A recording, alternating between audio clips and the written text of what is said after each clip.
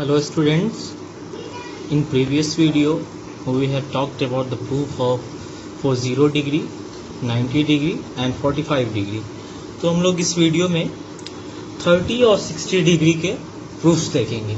ठीक है, तो बस क्या करना है, जो आप इन जनरल थीटा लेते थे उसको 60 डिग्री से रिप्लेस कर देना. मैं एक ही ट्रायंगल में दोनों प्रूफ करूँगा 30 और 60 डिग्री के लिए. तो उसके लिए मैं इक्विलैटरल ट्रायंगल कंसीडर करता हूँ.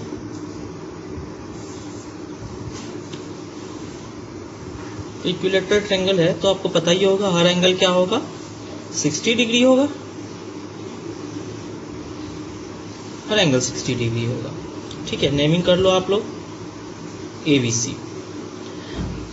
तो आप यहां से एक परपेंडिकुलर ड्रॉप करोगे तो ये कहीं इस AB को कट करेगा, इसका नेमिंग कर लो D. तो ये ACD और BCD दोनों क्या हो गए, राइट एंगल ट्रायंगल हो गए. जब आपने इसको ड्रॉ किया तो ये एंगल कितना हो जाएगा हमारा, ये 30 डिग्री और ये भी 30 डिग्री होगा. ठीक है, अब जब इक्विलैटरल ट्रायंगल है तो मैं इसको प्रूफ करने के लिए हर साइड का लेंथ 2a लेता हूं. आप कुछ भी ले सकते हो, a लो, 3a लो, कुछ भी ले सकते हो, क्योंकि रिजल्ट सेम ही आना है, क्योंकि फ्रैक्शन से डिवाइड करोगे.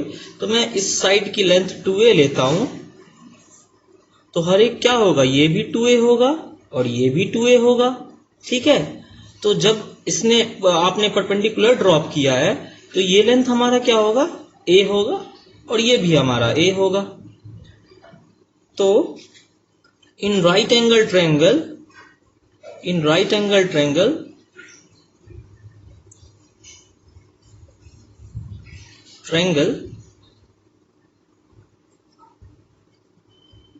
ADC. ठीक है, तो हमारा CD कितना होगा बच्चों, वही पाइथागोरस थ्योरम लगाओ. CD क्या होगा, CD स्क्वायर बराबर है hypotenuse square minus base square, यानी 2a square minus a square. तो CD स्क्वायर क्या होगा हमारा, 4a square minus a square. That means CD square equals to 3a square. तो हमारा CD क्या होगा, अब दोनों साइन लिखो आप, ऐसा नहीं जो √3a होगा, प्लस एंड माइनस √3a, यही होगा ना. लेकिन हम CD को क्या करेंगे, √3a ही लेंगे. क्यों, क्योंकि किसी भी साइड का लेंथ जो होता है वो कभी निगेटिव होता नहीं, इसलिए मैंने निगेटिव क्वांटिटी को कंसीडर नहीं करा है. तो ये हमारा कितना आ गया, CD आ गया √3a. ठीक है, तो हमें क्या फाइंड आउट करना है, अभी मैं 60 डिग्री के करस्पॉन्डिंग बात करता हूं. तो इन ट्रायंगल, ये दोनों ट्रायंगल देखो, ACD और BCD ये दोनों कॉन्ग्रुएंस ट्रायंगल है. किसी एक ट्रायंगल में बात कर लो.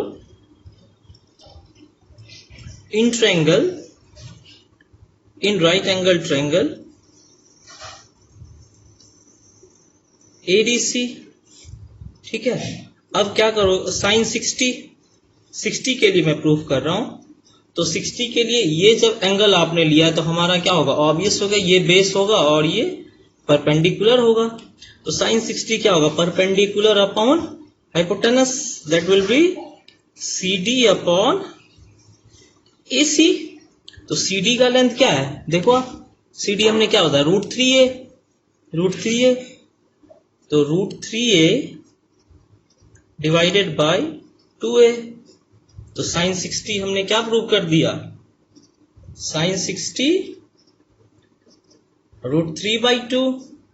ठीक है, अब इसी तरह cos 60 के लिए बस वही फॉर्मूला लगाना है आपने, बेस अपॉन हाइपोटेनस. तो cos 60 क्या होगा, cos 60 डिग्री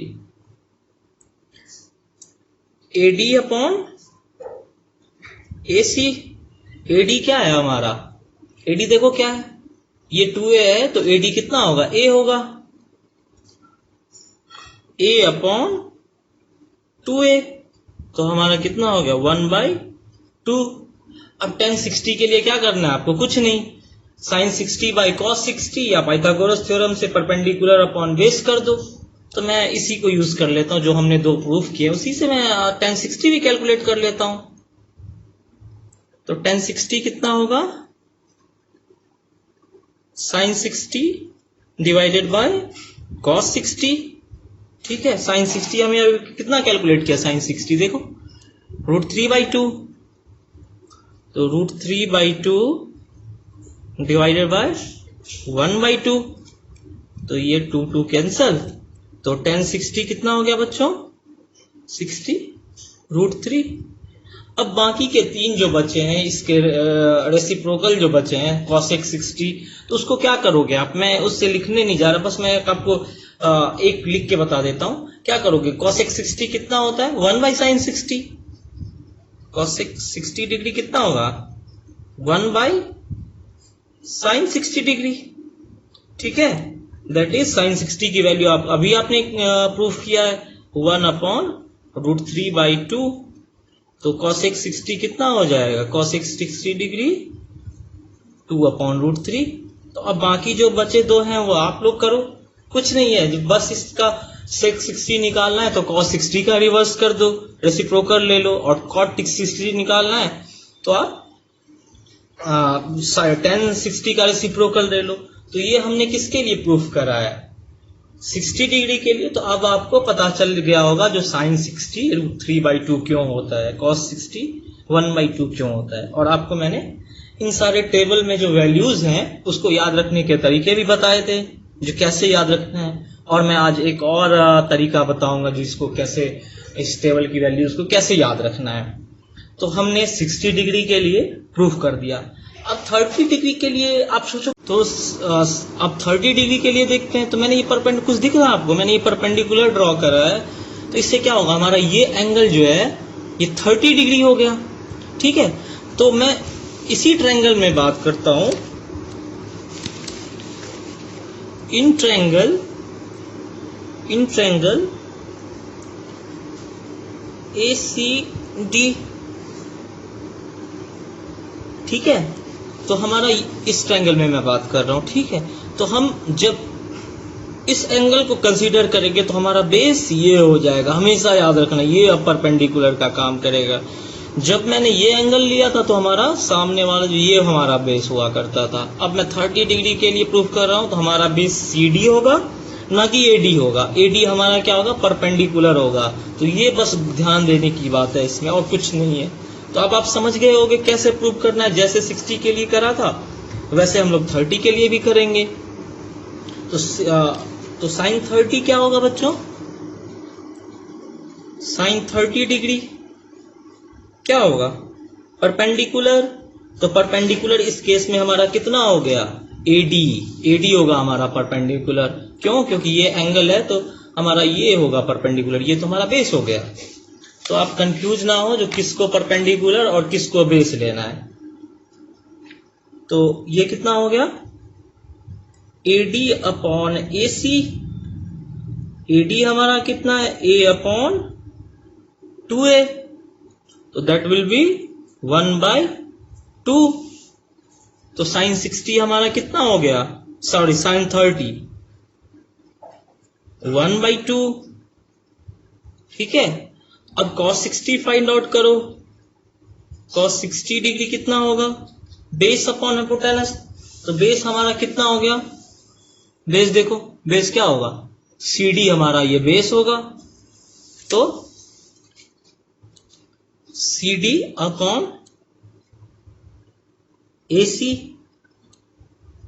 तो CD हमने कितना फाइंड आउट करा है, √3A डिवाइडेड बाय 2A, तो √3/2।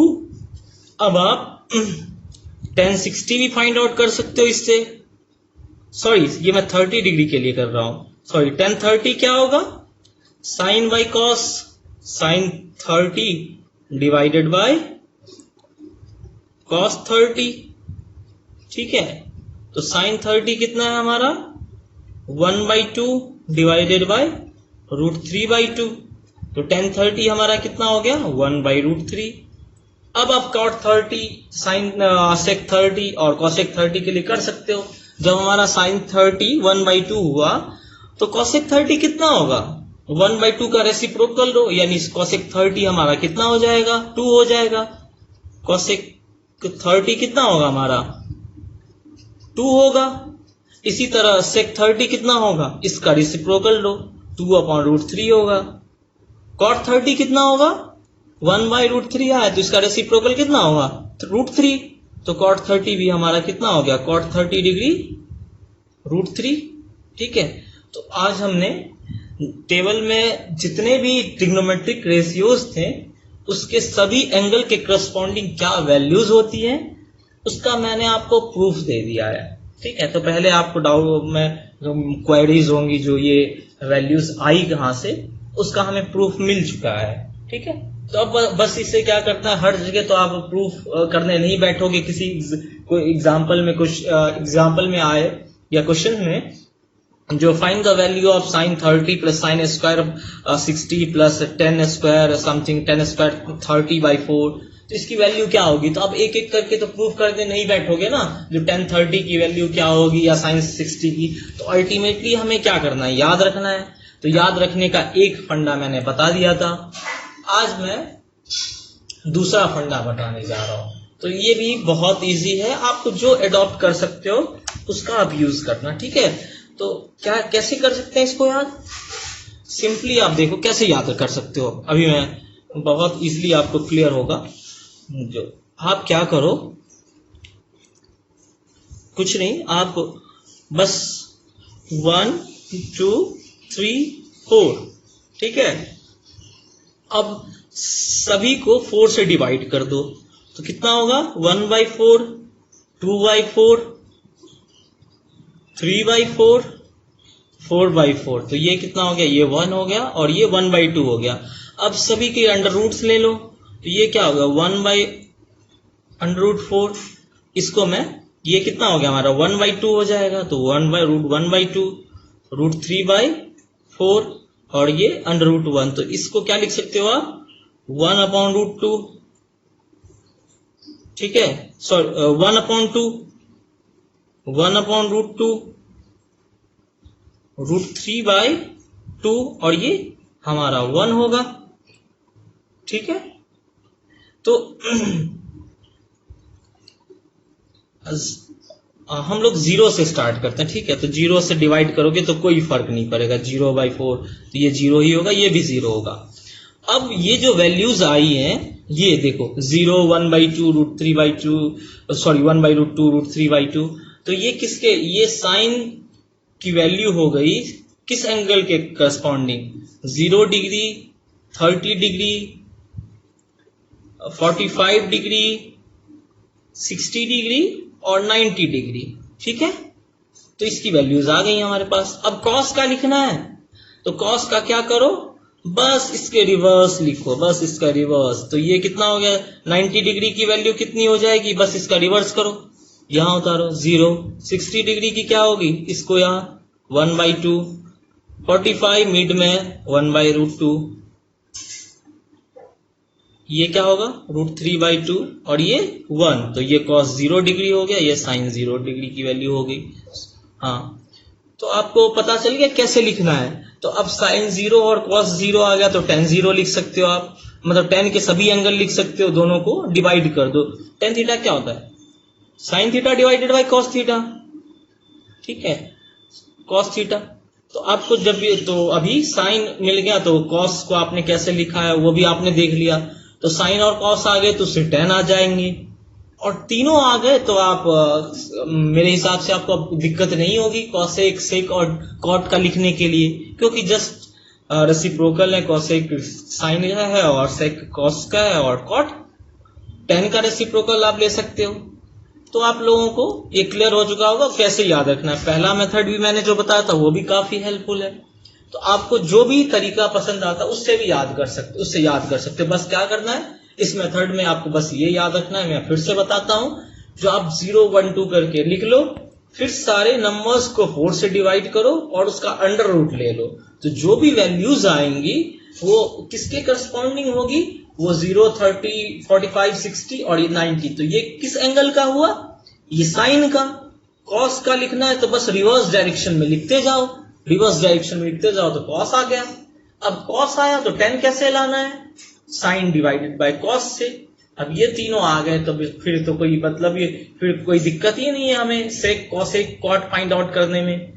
तो अल्टीमेट आप लोगों को सारे जो टेबल की वैल्यूज है अब याद करने में भी दिक्कत नहीं होगी और आपने देख भी लिया है जो कैसे प्रूव करते हैं हम लोग। तो नेक्स्ट वीडियो में हम लोग अब कुछ एग्जाम्पल्स करेंगे, पहले बेसिक एग्जाम्पल फिर कुछ स्टैंडर्ड एग्जाम्पल करेंगे। तो नेक्स्ट वीडियो में हम लोग एग्जाम्पल्स डिस्कस करते हैं। Thank you.